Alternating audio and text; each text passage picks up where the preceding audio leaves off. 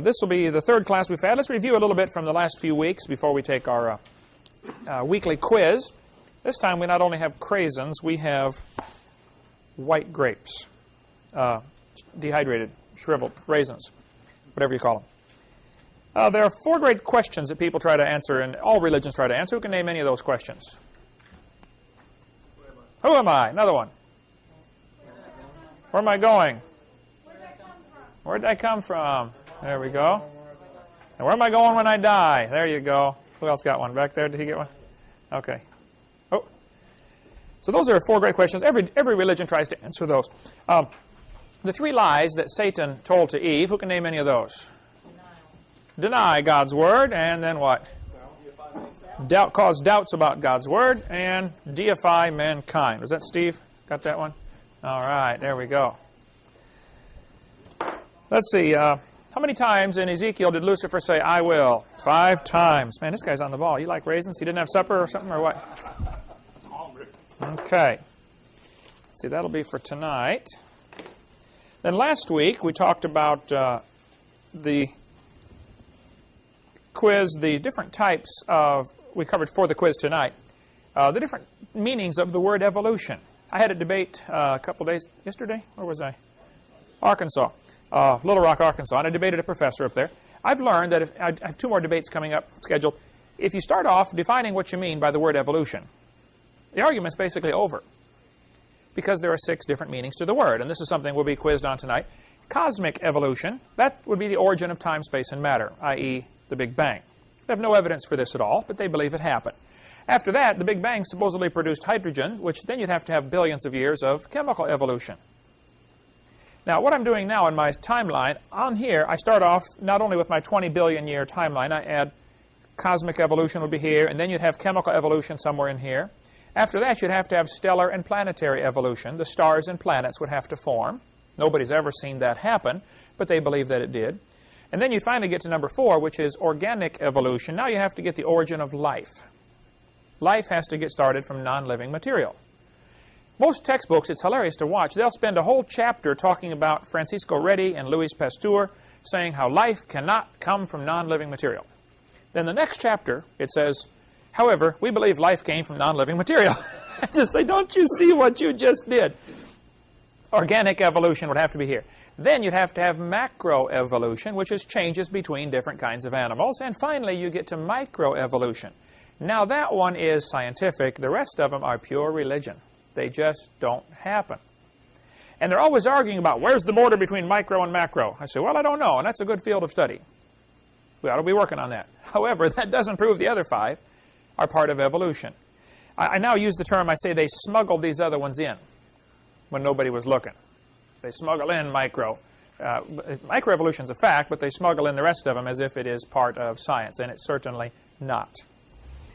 Okay, we also talked about, in 1933, a very famous document was written called the Humanist Manifesto. One of the signers of the Humanist Manifesto was a fellow named John Dewey.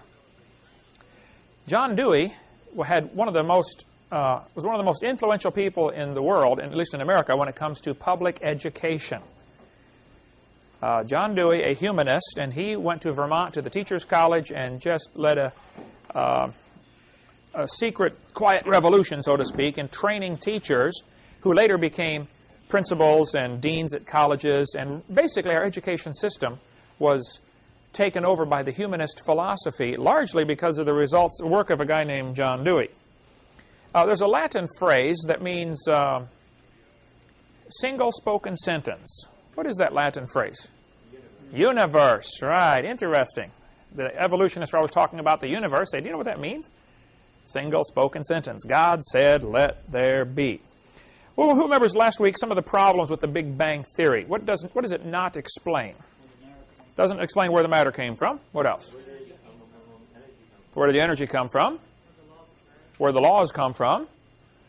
Why do we have clumps of matter called galaxies and zillions of miles of nothing in between? I mean, if the Big Bang Theory were true, matter should be evenly distributed. And it's not. And retrograde motion. Everything's not spinning the same direction. Those are some of the problems with the Big Bang Theory. Okay, any questions? Also, we covered the word thermodynamics. Who remembers what that means? Heat for thermometer, and dynamics for power. Dynamite means heat power. And there are basically two laws of thermodynamics. One says things can't create themselves. Second one says everything's falling apart. We don't see anything improving. Somehow they think if you just add energy, things will improve. Well, the sun adds energy all the time to the earth, but it doesn't improve anything. It destroys everything. Except one thing is able to use the sun's energy: chlorophyll. If it weren't for that, the sun would destroy everything on earth. You can't use the sunlight. You can't turn it into energy. Only chlorophyll in plants can do that. All right. This week we're going to talk about what can the public schools teach about creation. There's an awful lot of misinformation going around out there. I get faxes and emails and letters all the time, especially about after what happened in Kansas. How many heard about that when Kansas said, we're not going to require macroevolution to be taught? Boy, the evolutionists came unglued. There's articles in the paper, letters to the editor. CNN has a whole section on their website about how Kansas is going to go back to the Dark Ages now. Very interesting. Let me explain what the truth is and what the law is about this. As far as anybody can figure out, there are only two options. Somebody created the world, or the world created itself. Now, there are some who say, well, no, the world's always been here. Now, hold it. That violates the first and second laws of thermodynamics. One guy wrote me an email last week, and he said, don't you think God could have created a universe that was always here? I said, think about what you're saying. If he created it, it wasn't always here. You have a contradiction of terms here. Sure, God can do what he wants, but the laws tell us the universe could not have always existed. It is winding down, so there had to be a beginning. So basically, the only two reasonable options are somebody made it, or it made itself. Evolution. Now, what should the schools teach? I get asked this question very frequently. Do you think we should teach creation in public schools? And I think it's a good question, and that's what we're going to discuss tonight. However, there's another question we should ask first. Should we have public schools? Boy, they come unglued when you even ask that question. But that really is a valid question. What right does the government have to get involved in educating your children? That goes off onto a long rabbit trail we could chase. We will forego that tonight, about the straw man that they create. We've got a videotape on that. You can call our office about the straw man. That explains all that topic if you'd like. But assuming we cannot stop the public school system by tomorrow, what should they teach in the public schools? Well, for one, the schools should teach the truth. They should teach science. If it's a science class, you teach science. What do we know? You can teach biology. Okay, kid, this is the biceps, this is the triceps, these are the extenders, these are the flexors, the radius, the ulna, the humerus, the deltoid. You can teach all the muscles, and then when they say, well, teacher, how did they get that way? Oh, we're not allowed to discuss that. You don't have to get into origins to teach science. It's unnecessary. Okay, kid, here's the different rocks. You know, learn the names of all these minerals, learn the hardness test. Here's geometry, here's mathematics, You can study all of the sciences without getting into the origins issue at all. No matter what you teach on origins, somebody's going to be upset. Right? If you teach God did it, the atheists are going to be upset. If you teach God didn't do it, now the Christians are going to be upset. It's a no-win situation. So the ideal solution is for schools to not be involved in teaching origins at all. Just teach science, period. That would be second level question. First level is, should we even have these schools? Okay, since we have them, okay, what should they do? There's an awful lot of misinformation going around saying, the evolutionists write articles and say, you can't teach creation in the public schools. Well, now just hold on a minute. Let me explain what happened, give you the history.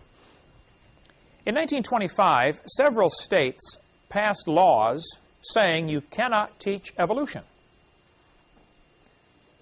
It was against the law to teach evolution.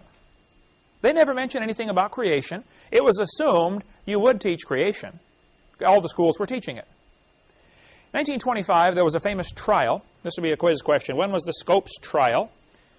This book is word for word, verbatim, everything that happened in the Scopes trial, called 1925. What happened in 1925, the ACLU ran an ad in the paper all over Tennessee saying, we're looking for a teacher who's willing to admit he taught evolution and test this new law because we think we can defeat the law. They had to advertise to find a teacher who would do the case for them. A bunch of guys got together in Dayton, Tennessee at a drugstore and said, you know, we need to put Dayton on the map. Our town's a little sleepy town in the mountains of Tennessee, and nobody's ever heard of us. Let's see if we can find a teacher who will claim he taught evolution. So they got this teacher named John Scopes, S-C-O-P-E-S. John Scopes substituted teaching biology a couple of days while the regular biology teacher was gone. So they brought John into the drugstore and said, John, would you be willing to claim you taught evolution? He said, well, I don't know if I taught it or not. He said, I just filled in the class for the teacher who was absent for a few days. He said, well, we need you to claim you taught evolution so that we can put you on trial, so that you can be found guilty of teaching evolution, so that we can show how dumb this law is. So the ACLU staged this whole thing. Clarence Darrow, a famous lawyer at the time, atheist lawyer, he came down to defend John Scopes. His real purpose was to try to make the Christians look stupid and to try to get this law overturned. And so William Jennings Bryan came down, who had been four-time vice presidential candidate, a very famous politician, a tremendous speaker, and a great Christian, and a great enemy of the evolutionists. William Jennings Bryan, B-R-Y-A-N. After the trial was over, Bryan died a few days later, and they started a college in his honor in Dayton, Tennessee, Bryan College. A good Christian college up there in Dayton, Tennessee, just north of Chattanooga, about maybe 80 miles or so. Okay? So Bryan College is named after William Jennings Bryan, the famous orator who defended the Christians in this trial. The trial lasted about 10 days in the middle of the heat, extremely hot, no air conditioning in 1925, and everybody, when you read about the trial, it's an amazing book to read. You can get this from Bryan College. Get the book from them. This is listed in my seminar notebook in the yellow page or in the blue pages, references which you have here in front of you. You can find should you decide to get this book. I should find it real quickly. Page 57 or 8, I think. About schools. No. Looks like, what page? 57 covers it. Yeah, well, okay. Page 57, first column. The world famous, why don't I see it on there? Okay, right-hand column, 57, the world's most famous court trial. Good reading. What's happened, after this trial was over, the atheists lost. The judge found the teacher guilty. The atheists tried in this trial, and the evolutionists tried to bring in all sorts of testimony about how evolution is true. They were going to bring in the Nebraska man. Later it was proven that all they found was a pig's tooth. They found one tooth and made a whole missing link out of it, the Nebraska man. And that was going to be one of their key bits of evidence to bring in Nebraska man. Early in the trial, when they had all these witnesses lined up, they were lined up to come in and teach, evolution is a fact and all scientists believe in it. I believe it was William Jennings Bryan or his son, who was also there helping William Jennings Bryan, the Christian, said, Your Honor, whether evolution is a fact doesn't matter. That's not what this trial is about. This trial is simply, did he break the law or not? And so they just, with one fell swoop, they undercut all of the work those guys had done to try to bring in evidence for evolution. And the judge said, you're right, it doesn't matter. We're not here to try whether evolution is true or not. We're here to try, did he break the law or not? And it turned out he was guilty. He was fined $100, which was the minimum fine under the law at the time. And several people volunteered to pay the fine, but even that fine was overturned when on appeal. It went to an appellate court, and there's some little technicality, and they threw the fine out. So nothing happened.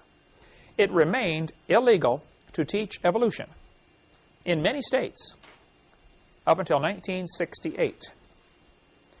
In 1968, the last law banning evolution was overturned. At no time ever throughout any of this was there any question about teaching creation. It's always been fine to teach creation in the public school. There has never been a law against that. Finally, even though it was against the law to teach evolution, many states were teaching it anyway. They just stuck it in the books. And the problem really was with the textbook publishers and with the teachers and school boards who are ordering these books that teach evolution. But so it was taught, even though there were laws against it, it was still being taught, regardless of what the law said.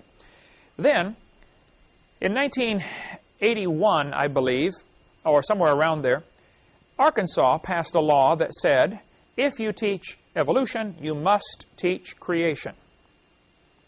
In the early 80s, I should look up the date, but it doesn't matter. It won't be on the quiz. Arkansas passed a law that says, it was called the balanced treatment. Hey, if you're going to teach our kids evolution, we demand you also teach creation.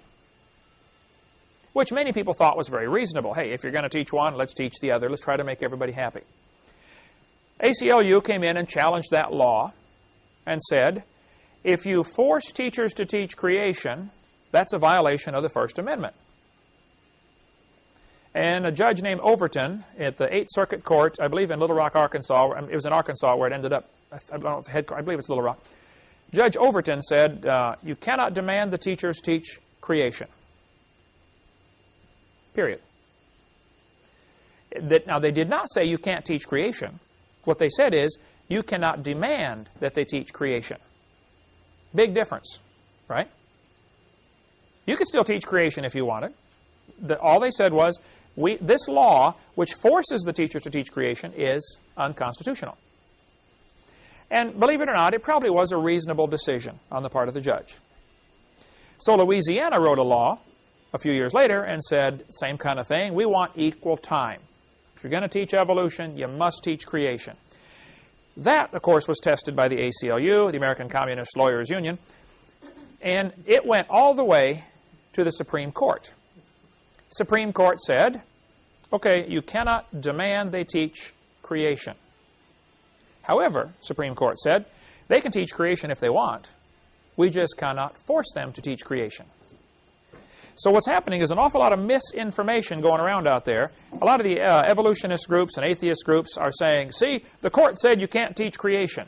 Oh, that's not what they said at all. The court said the states cannot force the teachers to teach creation. And you need to understand that difference because that is vital.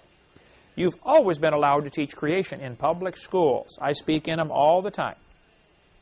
There's never been a law against teaching creation. There's never been a law against teaching the Bible in a public school. There never has been a law.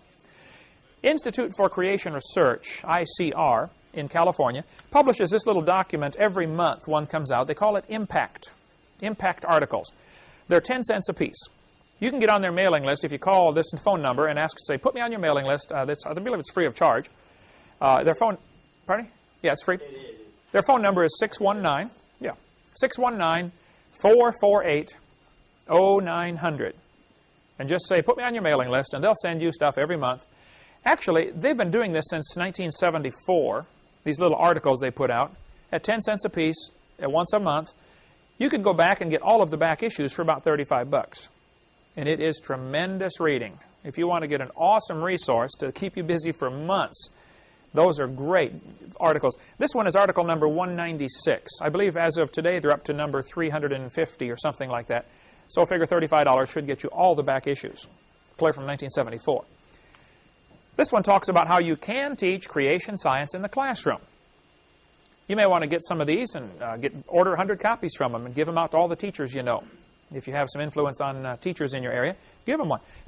Most teachers are afraid to teach creation because they think the law says they can't do it. And they're just misinformed. You can teach creation.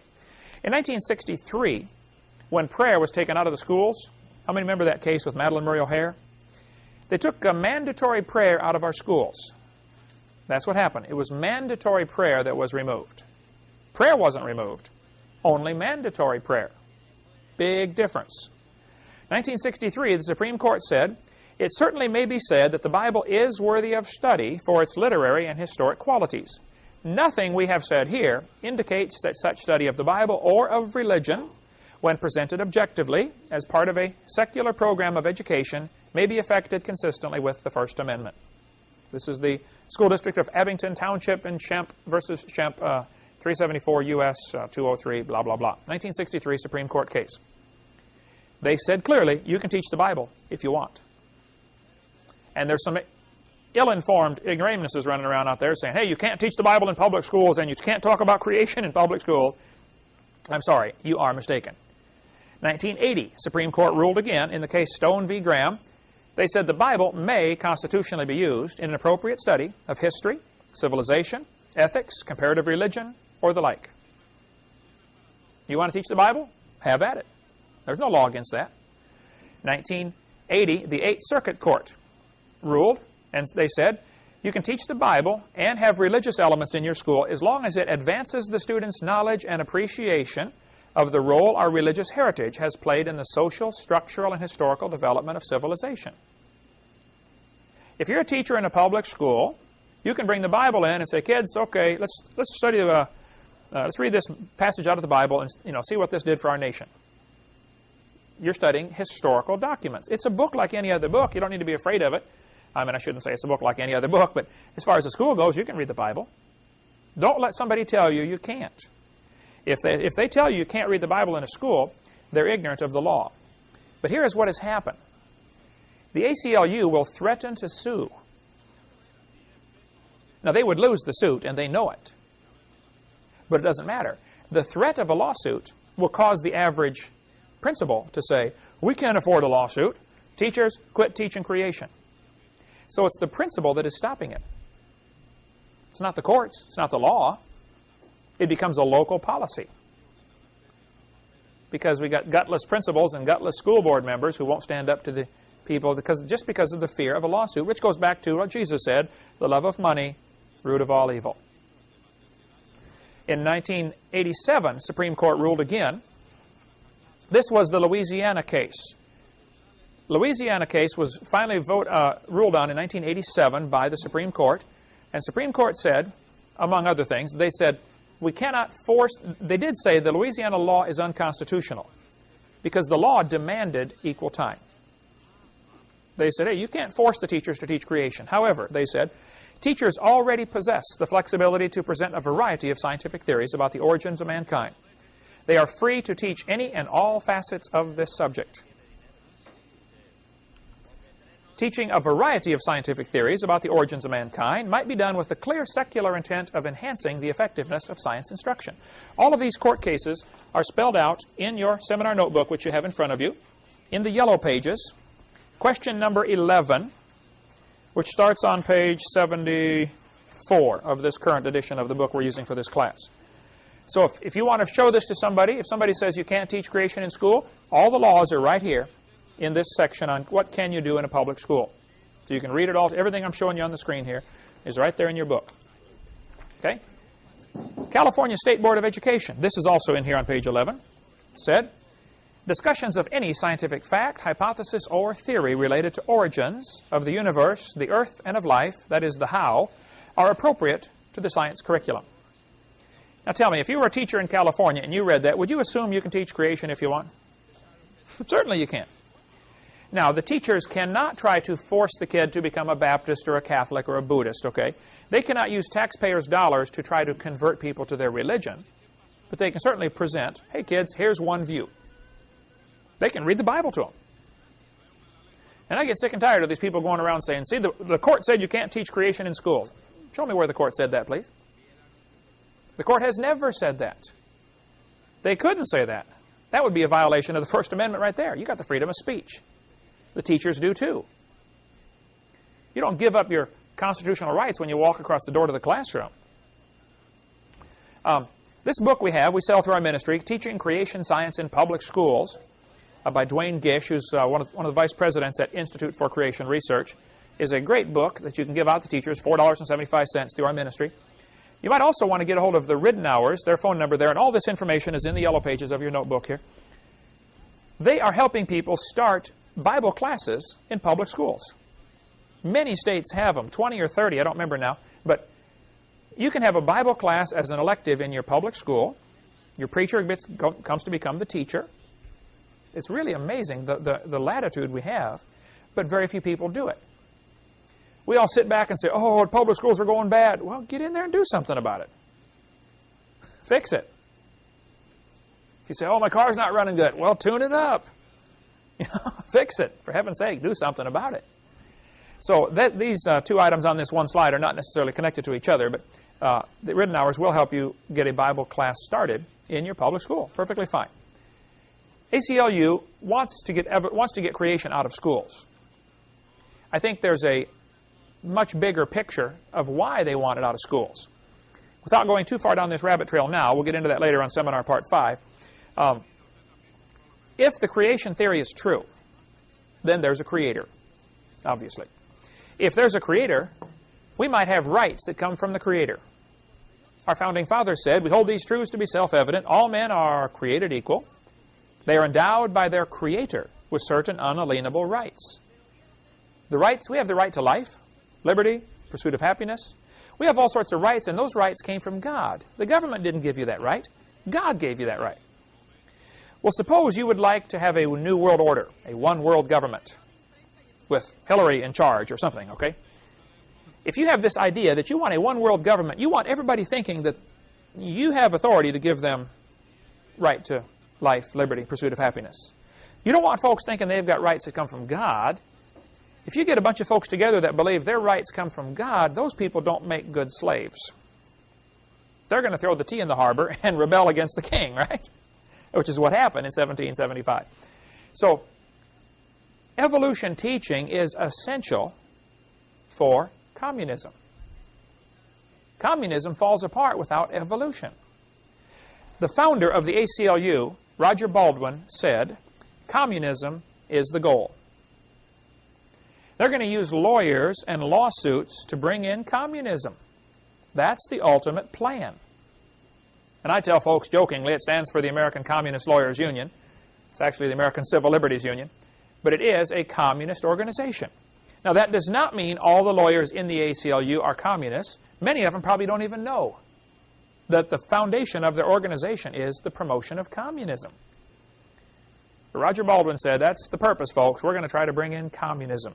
And so they're using the legal system to try to intimidate schools into not teaching creation, because creation is one of the biggest hindrances to communism.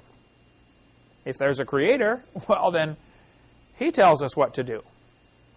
And countries like Russia, Ukraine, these former communist countries, they're still communist, by the way, nothing's really changed, but they have to have evolution. I've heard missionaries say that they were in countries like when China was taken over by the communists. The missionaries said, the first thing that did, the communists came in there, they didn't teach communism. They got all the kids together and began teaching evolution. First thing is evolution, and then we'll teach them about communism later. It happens in every place where a communist country is taken over, where a country is taken over by communism. They have to teach evolution first. So, as far as what you can do in a public school, we've got several books, one by the Gablers, here about teaching. What are they teaching our children? If you do want to get involved in textbook selection, we'll get into more of this on video number 4 at the end. But Mel Gabler in Longview, Texas, and his information's in the blue pages in here about the schools. Their phone number is also in the back of the book right here. If you want to get, by the way, area code changed. We're not fixing that in these. We need to. 903. Just make a note to have them do that. Area codes are changing all over the country, after the book was printed. But the Gablers have for 38 or 39 years have been researching and reading every public school textbook that is printed, or nearly all of them, and writing a critique on it, finding mistakes. So if you get on your textbook selection committee and would like to save an awful lot of time, when you're given the books to decide from, get a hold of the Gablers and say, here's our list, which one do you recommend? They've already read them all. Good Christian organization in Longview, Texas. You might also want to get this little booklet. They're $3 each from the Rutherford Institute about students' rights in public education. Just what does the law say? Students actually have a lot more rights than teachers do. Students can write papers about creation. They can write papers about the Bible. They can, during speech class, they could give a sermon. It's unreal, the rights the students have. And the students have to learn to use a magic word. If a student wants to write a paper about, if the teacher says, okay, write a paper about a controversial subject, and they say, I'm going to write it about creation. I get calls all the time. People say, I need some help. I want to write a paper about this. And the teacher will say, no, you can't write about this topic. You need to learn a magic phrase. This will get by every time. You say, teacher, are you discriminating against me because of my religious belief? That's the magic sentence right there. Are you discriminating against me because of my religious belief?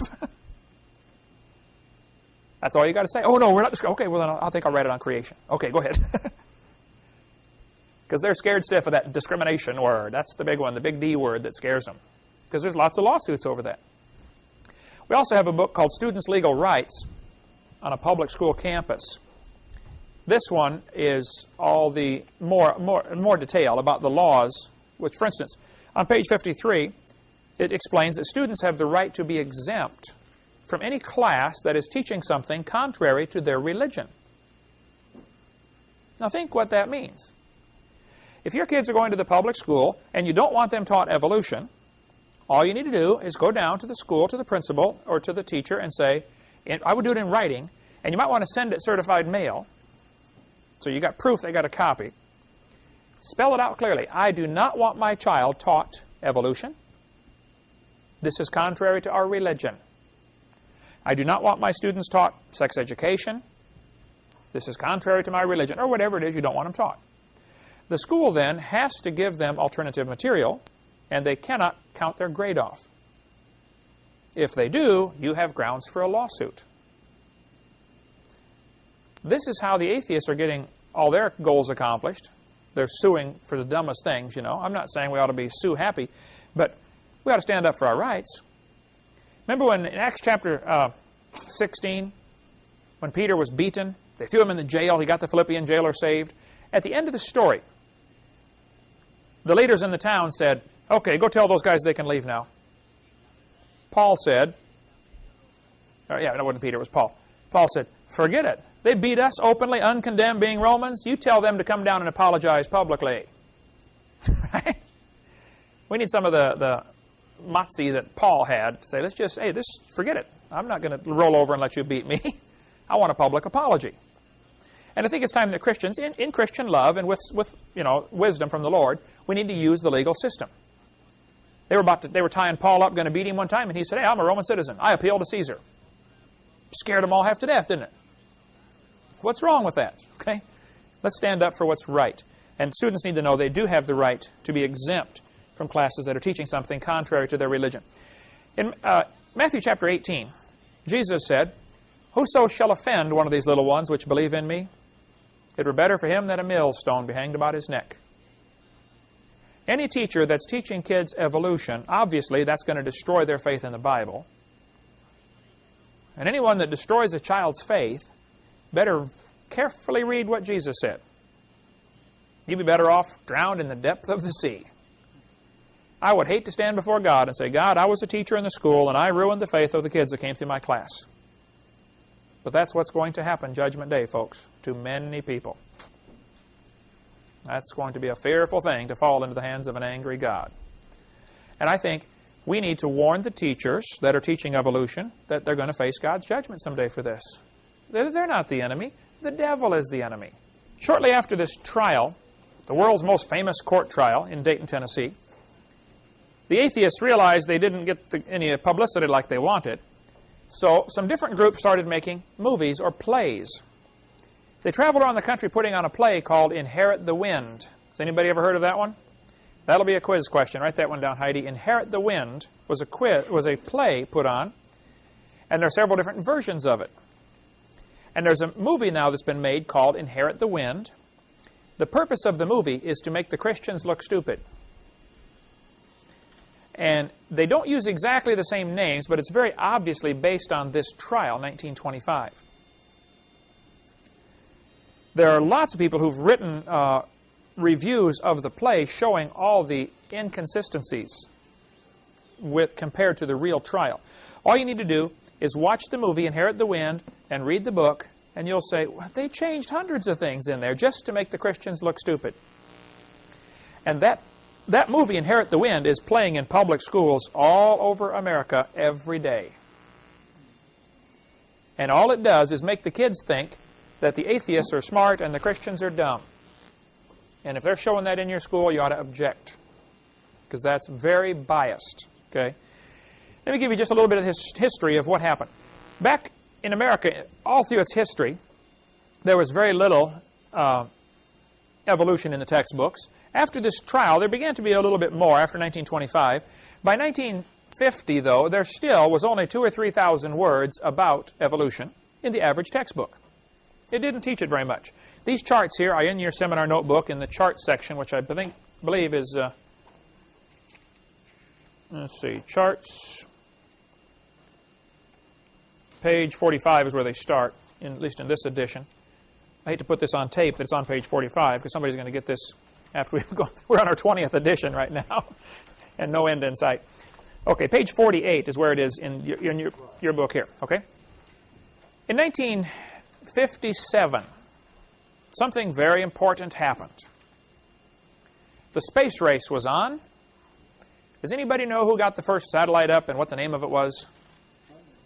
Sputnik, they call it, right? In Russian, Sputnik. We always call it Sputnik over here. The Soviets launched the Sputnik. It was kind of a dud as far as satellite goes. It went up, lasted a short time, and fell back down. But the fact is, they got something into orbit before we did. So the humanists and evolutionists and communists in America decided this would be great to use as propaganda to show that Americans are behind in science because we're not teaching evolution. You follow that? So there began to be news articles and letters to the editor, and see, America's losing the space race because we're not teaching enough evolution. Now, what does evolution have to do with putting a satellite up? Nothing. But they said, this shows that the Soviet science is ahead of us because Soviets have been teaching evolution for years. And we weren't teaching much. Then in 1959, another important event happened. So 1957, you need to know that for the quiz, Sputnik was launched, and people used that as an excuse to say American science was inferior. 1959 was the 100-year anniversary of Darwin's book coming out. Darwin's book was published in 1859, and a 100-year anniversary, a bunch of atheists and evolutionists got together and had a big symposium and said, you know what, we still don't have much evolution in the textbooks. This theory's been around for 100 years. We all know it's true.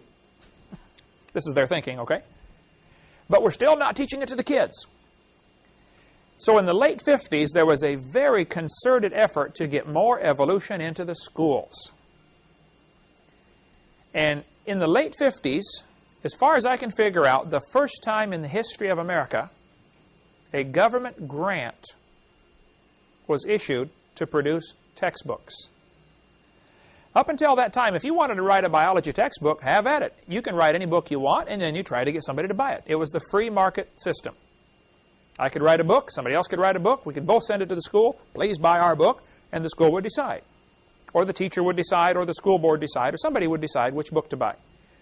But now the government produced textbooks, at least with government funding. It was called the BSCS series. Write that one down, you'll need that. BSCS. I'll show you some of the books here throughout the course. The BSCS series was the first book that as far as I can figure out in my study of this, that really pushed evolution to the hilt. In 1963, there were 33,000 words about evolution in the average textbook. Just from the late 50s to the early 60s, evolution took over everything as far as the philosophy goes for our school system. Jumped from 2,000 to 3,000 to 33,000 just in a few years. 1962 and 63 was a year that's very famous for a trial where prayer was taken out of our schools. Does anybody remember the atheist that pushed that through? Madeline Murray O'Hare. Write that down. Early 60s, Madeline Murray O'Hare. What happened, there's quite a story about that. You might want to get a book if you like studying this topic. The book is called My Life Without God. My Life Without God by William Murray. Madeline Murray O'Hare had 2 illegitimate children.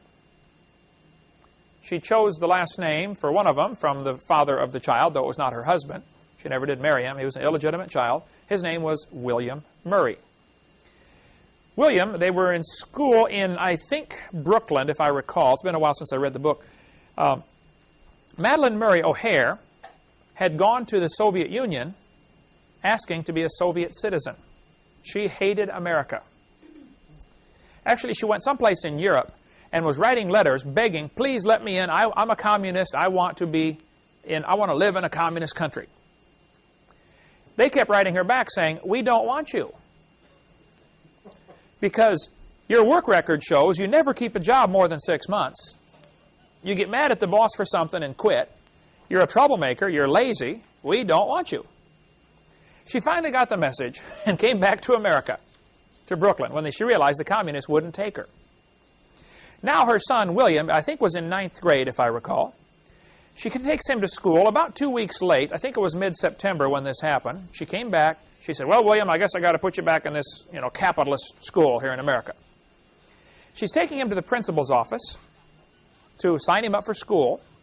And a few minutes late, school had just started, and over the PA system comes the principal. Let's all stand and pray. She hit the ceiling. All 600 pounds of her. Oh, man, what's going on here? She said, do they make you pray every day here? He said, oh, yes, ma'am, we pray every day. Now, William's a 9th grader, not saved, lost as a goose. And he sees this as an excuse to cause a little trouble. And so his mom said, I'm going to sue the school for making my kid pray. She went in, banged on the desk, and said, I don't want my kid to pray. The principal said, ma'am, if you'd like your son to stand in the hall, that's perfectly fine, but we pray at our school. So sure enough, she filed a lawsuit. The lower court threw it out. Said, this is stupid. They can pray if they want. She appealed it. Went to the appellate court. They threw it out. She appealed it again and lost. I believe it was on the 4th try. It went to the Supreme Court, and she won. One atheist was determined to get prayer out of schools. And in 1962 or 3, the court ruled we cannot have mandatory prayer in schools. They never said anything about teaching creation. They never said anything about reading the Bible. They just said we cannot have mandatory prayer in schools. So prayer was taken out of our schools. By this time, evolution is being sucked into the vacuum, and kids are being taught a humanist philosophy. On these next few pages in the notebook, and here on the screen, I'll show you some of the charts of what has happened to our culture since the early 60s. This chart from the Center for Disease Control shows sexually transmitted diseases, STDs. There are now, I think, about 100 of them available. This is for kids 10 to 14 years old, up 385% since 1963. Divorce rates in America since 1963 have skyrocketed. Somewhere around half now of the marriages end in divorce. Well, when I was a kid, when you got married for life. You better pick slow because you're going to be stuck for a long time. Choose carefully. You might get something you don't want, right? But now, man, divorce is it's common. Everybody knows somebody that's divorced. I didn't know anybody that was divorced in the early 60s when I was a kid. 1963, we saw an incredible increase in violent crimes. Nearly 1,000% increase. I remember, as a kid, we never locked our house. You could go off on vacation for 2 weeks without locking your house. Was it that way when you were a kid growing up? I was in Ukraine speaking over there, and I mentioned about when I was a kid, you never had to lock your house. And I said, what would happen over here if you didn't lock your house? And they bust out laughing all over the room. They know, man, things would be stolen. I was preaching in Costa Rica. Beautiful country. Absolutely perfect weather. Almost everybody there has a 10-foot-high wall around their entire property with barbed wire on top of that. Some have fenced off the top. Not just fences on the side. They got a fence off over their house. The preacher, when he took me there, I went and preached in Costa Rica at his church. On the way back, we come up to his driveway, and there's this massive wall around there. He hits a button, and a gate slides open. He drives in, pushes the button, closes the gate, hits another button to open the garage, drives in, hits a button, closes the garage door, and then gets out of his car. Thieves all over the place. Now, America is going to become this way because we're losing the absolute standards. There's no moral. You tell a kid you shouldn't steal. Well, why not? Well, because it's not nice. Well, it's nice for me. I end up with the stuff. See, kids used to believe you shouldn't steal because thus saith the Lord. But what if there is no God? How do you determine right from wrong if there's no God? See, when you remove God and a moral standard, what reason do they have to not commit adultery, to not steal, to not lie, to not kill somebody? What is the reason? I ask people this all the time and never get an answer from the evolutionists. I'll say, okay, if evolution is true, how do you determine right from wrong? What's the basis? How do you decide?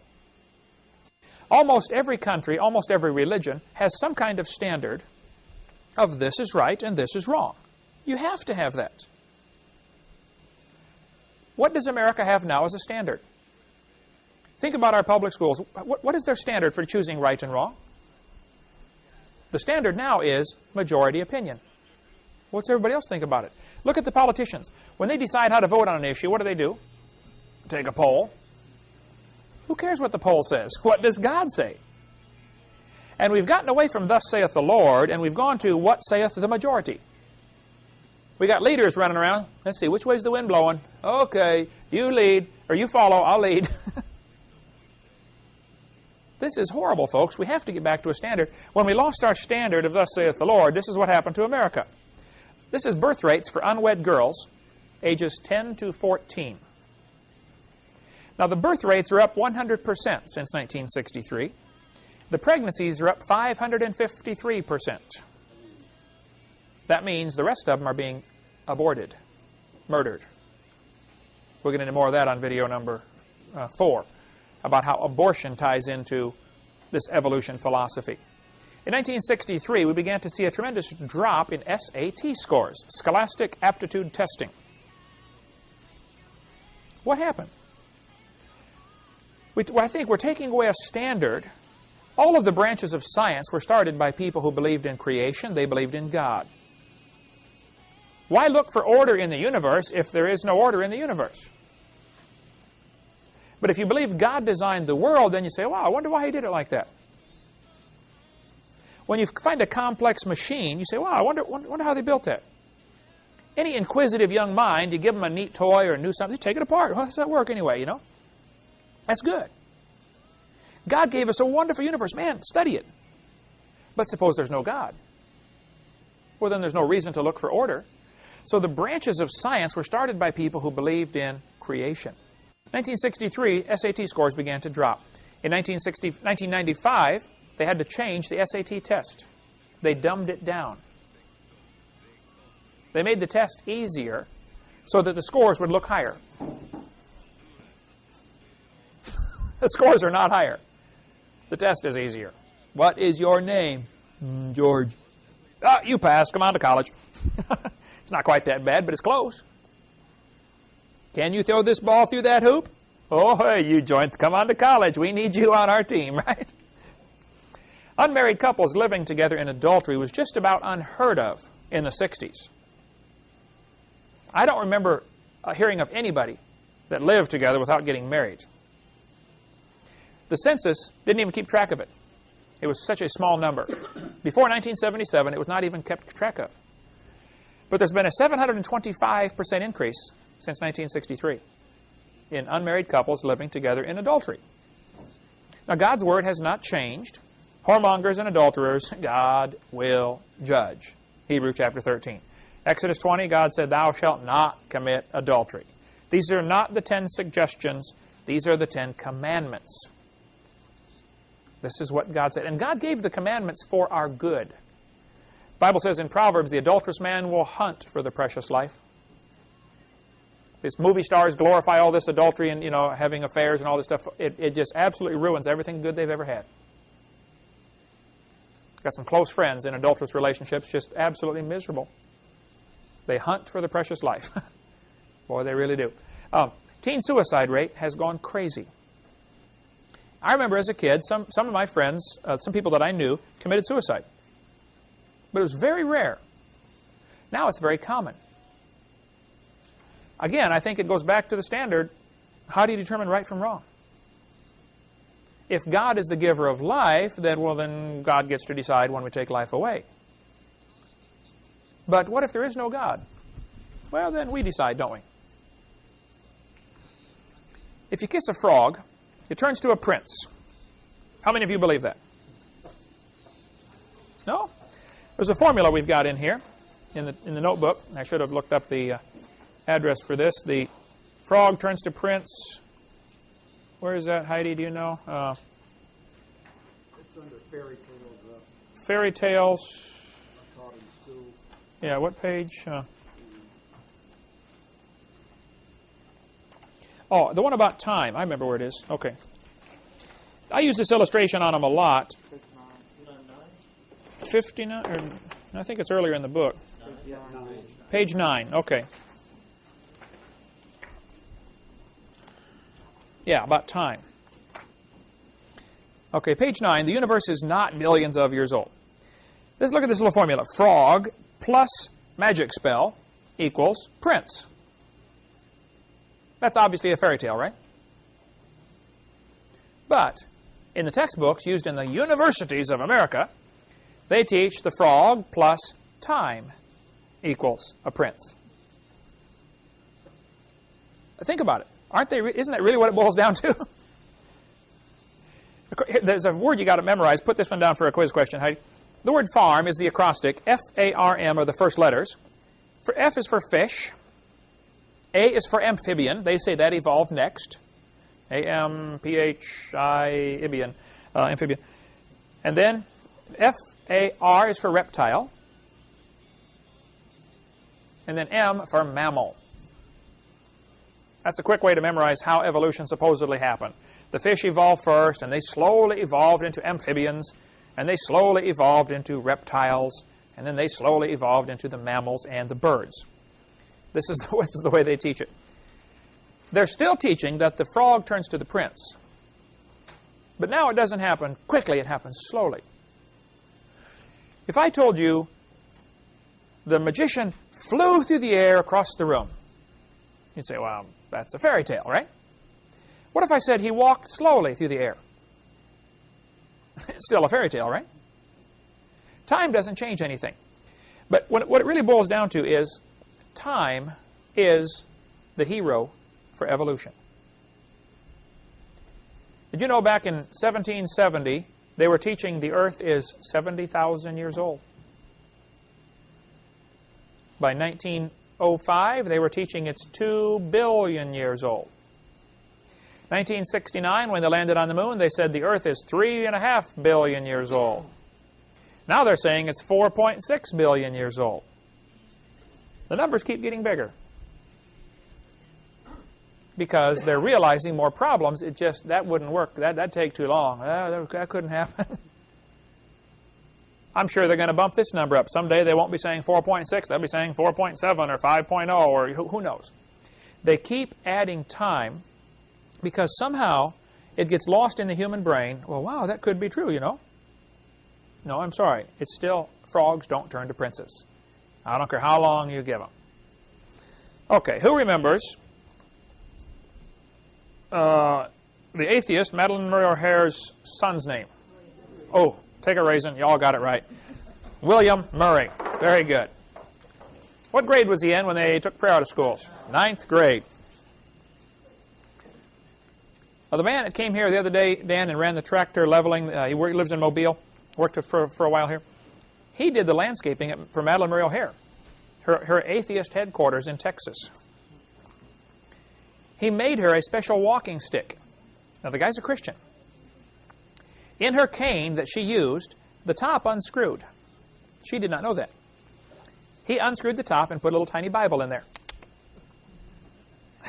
There's Madeleine Murray O'Hare walking around with a Bible in her hand for years. Never did know it. He said he only saw her smile one time. All the time he worked there.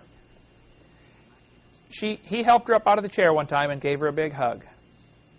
Only time he's ever seen her smile. If you read My Life Without God by William Murray, he gives a little of the history of his mother, Madeleine Murray O'Hare. Madeleine's mother was just a teenager when she got pregnant out of wedlock. She didn't want to have the baby, so she jumped out of the second-story window trying to have an abortion. Landed flat on her stomach, I believe. Bam, right on the baby. Madeline was born anyway. They said when she was born, the embryonic sac around her was black. The doctor had never seen that before. She was unloved, unwanted from way before she was born. Grew up thinking, nobody loves me, and she was the leader of the atheist organization for years. Everybody needs to know somebody loves you. I don't know the details of the story, and I can't verify that it's true, but I heard from reliable sources that there was a young boy in Germany that went to Sunday school. He was a very poor boy, had no shoes, raggedy clothes, and decided to go to Sunday school one day. One of the deacons met him at the door and said, "Son, you can't come to God's house dressed like that. Go home and get some good clothes, and then you can come back to church." Well, of course, it broke the little boy's heart. You know, he's just trying to go to Sunday school, you know, and he didn't have good clothes. Some deacon turned him away at the door, refused to let him come. That boy grew up and became, I believe, Adolf Eichmann, Hitler's right-hand man. You just never know who you're going to influence when they're a child. You just never know. Somebody should have reached Madalyn Murray O'Hair. Somebody should have reached Bill Clinton when he was a kid. Somebody should have. Who knows how many people were passing up? How many kids right now, how many kids today in Pensacola were taught evolution? Thousands of them, right? Who's going to teach them the truth? See, this is our job. One of our jobs is to go into all the world. And a lot of Christians right there, they miss the first part of the Great Commission. Jesus didn't say, build a big building and wait till the world comes to you. That's what most churches are doing, aren't they? Hey, we're here, come to us. They're not going to come to you. Go ye into all the world and preach the gospel to every creature. And then teach them to observe all things whatsoever I've commanded you. We need to get out. And the average Christian, after they've been saved 4 or 5 years going to church, they don't have any more lost friends. How many just plain old heathen do you know? Most people, when they first get saved, they're real zealous, and they're the best ones to bring new converts in. But after they've been saved a few years, they don't have any lost friends anymore. We've lost contact with the world, folks, and that's tragic. I don't mean you need to have all heathen friends and hang around with the heathen all the time, but we need to have some lost friends that we're trying to influence. Who are you trying to influence for God right now? You ought to be working on somebody. You ought to have some short terms you can reach and some long term. It may take you 30 years to reach them. But they ought to know, that guy's my friend. I can go to him if I have trouble. We've lost contact with the world. The textbooks, though, teach that the frog slowly turns to the prince over billions and billions of years, and it just doesn't happen. I don't know how to get them to see how silly it is, but, folks, it is silly. It's crazy. It doesn't happen. The textbook's magic ingredient, though, to make this change happen is billions of years. All through the books you see phrases like billions of years ago. This is a 4th grade textbook. Millions of years ago. Blah, blah, blah. Something happened. Now, Hitler said, if you tell a lie long enough and loud enough and often enough, the people will believe it. How many times is it, by the time a student goes through 12 years of school, here in the Bible Belt, Florida, how many times will he have heard the phrase, millions of years ago, between textbooks, TV, museum tours? You think several hundred times he's heard that? Probably several thousand times, right? Eventually, it gets into his brain, and he just thinks, well, it must have happened. After all, I've heard this millions of times. It's propaganda. That's the way it works. I teach the students what you need to do. If somebody says, millions of years ago, just simply ask them the question, were you there? They'll say, well, no, of course I wasn't there. See, the word science, this will be on the quiz, science comes from the word, it literally means to know. That's the simplest definition. Science means knowledge. That would be good enough, or to know. A more expanded definition is knowledge gained by observation or experimentation. Now, please tell me, is it possible to know that the earth is billions of years old? Can you observe that? No. Can you believe that? Oh, yeah. And when I speak in public schools, I will try to teach the kids the difference between what you know and what you believe. For instance, I'll show them a textbook that says, billions of years ago. And I'll say, hold it, kids, right there. Does the guy who wrote this book, was he there? No. Does he know it's billions of years old, or does he believe it's billions of years old? And they start to say, oh, yeah, he believes it. I use the word think. Does he know or does he think? Well, he thinks it's billions of years old, doesn't he? Is there any way he can know that? Can he observe it? Can he test it? Can he demonstrate it? No. He can only believe it. And once you get the kids to see, there's a difference between knowing and believing. Believing is part of your faith, your religion. Knowing is for science. So we can know that everybody calls this the deltoid muscle. Now, how did we get that muscle? Oh, no, that's what you believe of how it came to be. And people often take the facts and then add their beliefs to the facts and think the two go together. I tell people, hey, beer is sold at football games. Beer has nothing to do with football. And just because evolution is stuck into the book does not mean it has anything to do with science. They're not connected. Beer does not become athletic by association. And evolution does not become scientific by association with science. It is often associated with science, and I'm sorry about that. I'm trying to get it out. But it's not science.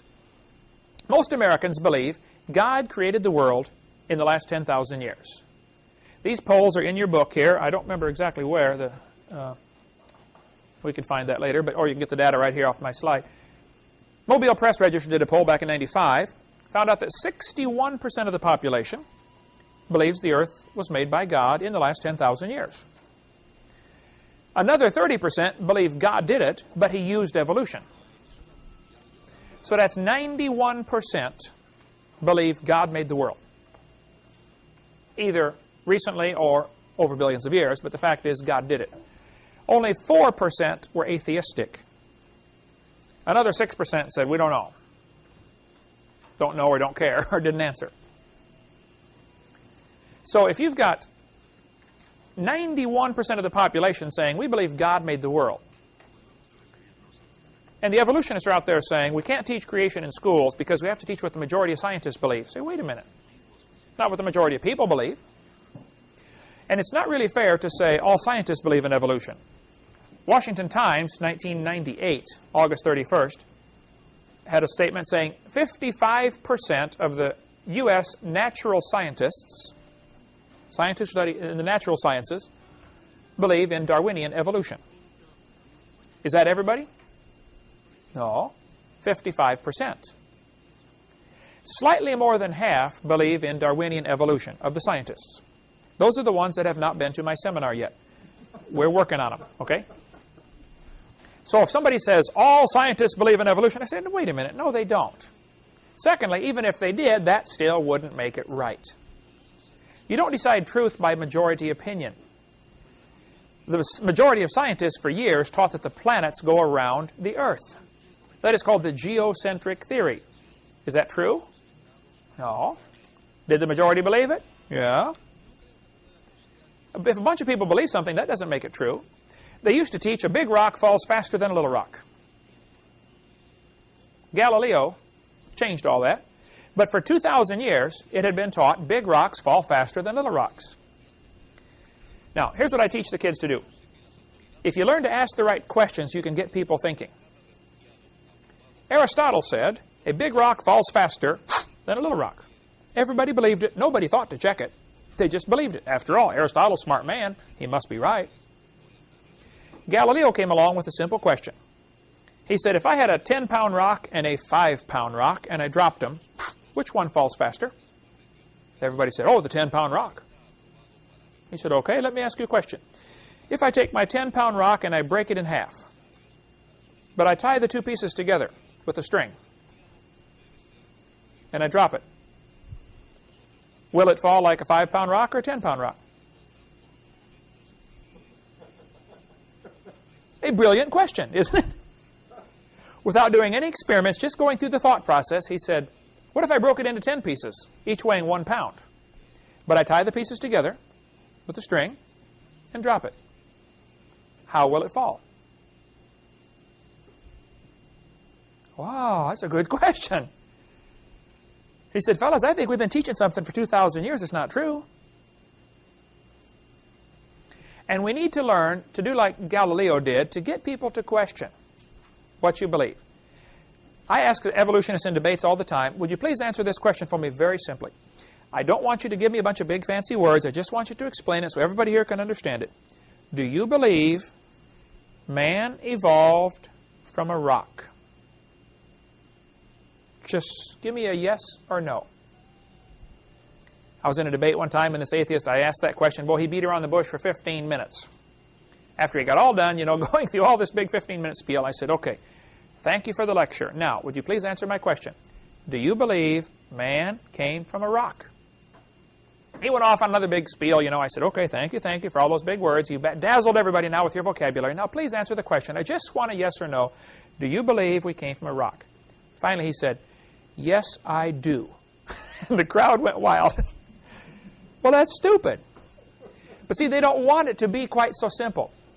One of the most effective things you can do, I think, that works so good for me when I'm on airplanes or talking to anybody about creation, evolution, if I'm on an airplane, I take a napkin and I draw these two lines right here. And I put 4 points on each line.